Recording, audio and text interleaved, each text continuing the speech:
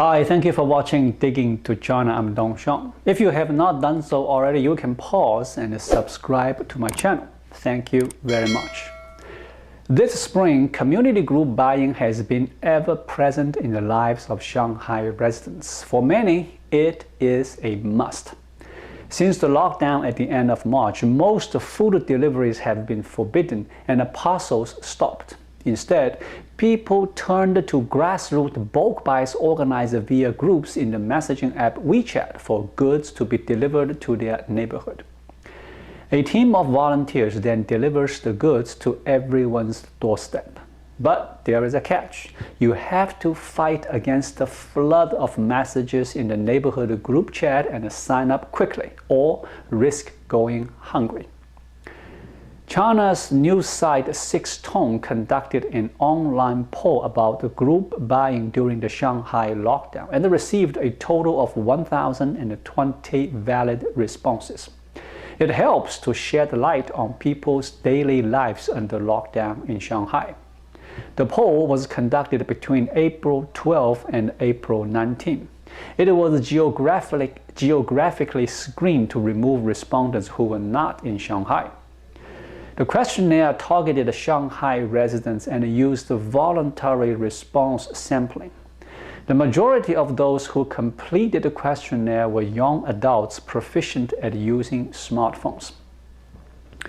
Of the 1,020 respondents, 982 people joined the group chats to take part in group buying. Less than 10% were told about them by local authorities. As of April 19, 195 people said they did not have enough supplies. Sometimes hunger is very real, such as a family of 3 having to share a single pack of instant noodles, or a stomach that growls even though there is nothing to eat, as one respondent described. Another person had to get up in the middle of the night to cook and trade cigarettes for a fish. Other times, hunger is a sense of uncertainty that hovers overhead. Nobody knows when the lockdown is going to end. One respondent named San said she spent more than 4 hours a day keeping up with group buy news in the first 3 days of the lockdown. Someone opened their refrigerator every day and counted what was left to work out how long they could eat for.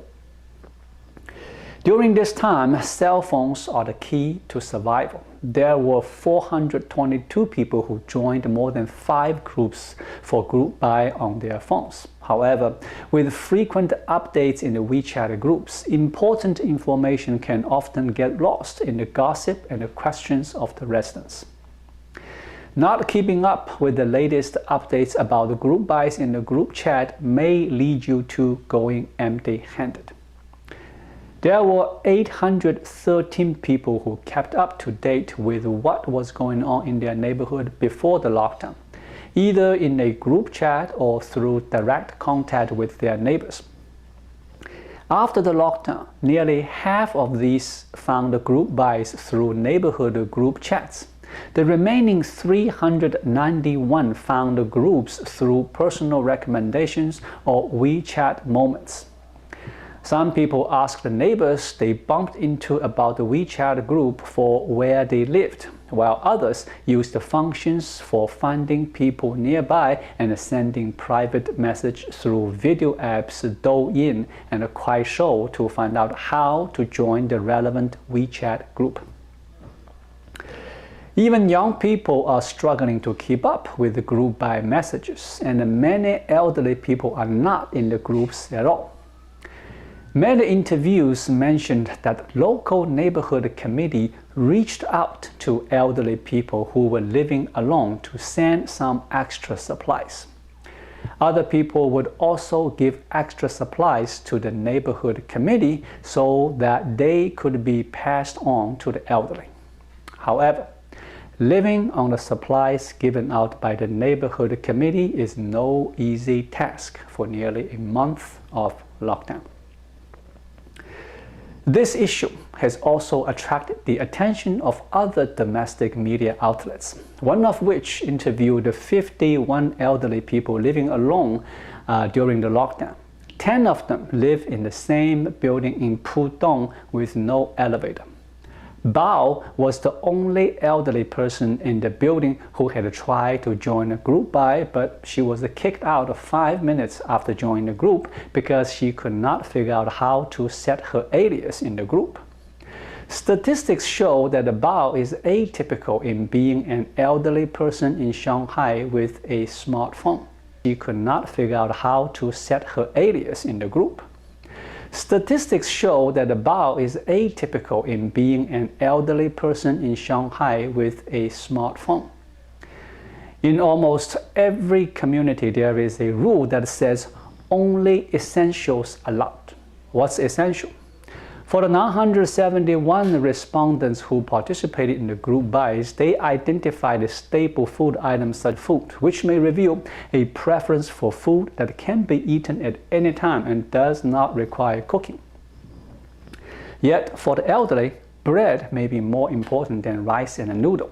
One user wrote in the moment section of the podcast Random Fluctuations about a 90-year-old man who asked the guard at his compound for help.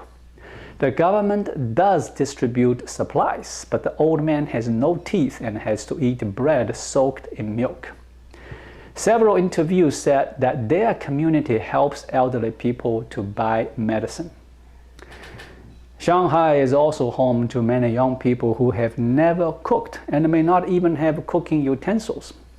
In one interviewee's neighborhood, there was a person who didn't cook and didn't have pots or pans at home. Before the quarantine, he didn't stock up on enough food and had to ask the volunteers for help.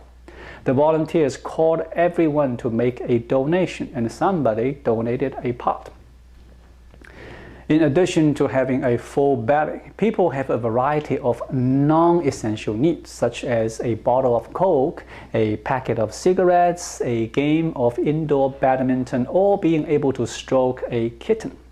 This has given rise to residents bothering with each other about what they want. Some exchanges are more casual, with people making offers and requests in the group chat. If someone is willing to strike a deal, one person puts the goods at the door for the other person to come and get it.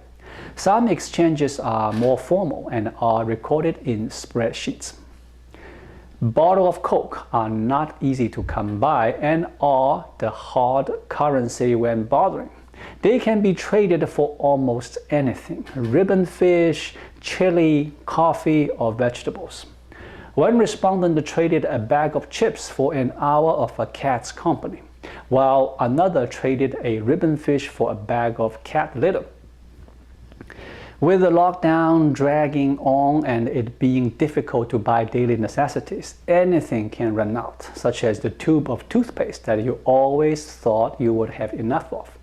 In this case, you might have to barter with your neighbors to see what you could exchange for another tube of toothpaste. I pray that lockdown will be over soon, or it should not have been started. Thank you for watching. Please leave a comment and subscribe to my channel. Just click the subscribe button right here. I'll see you again shortly.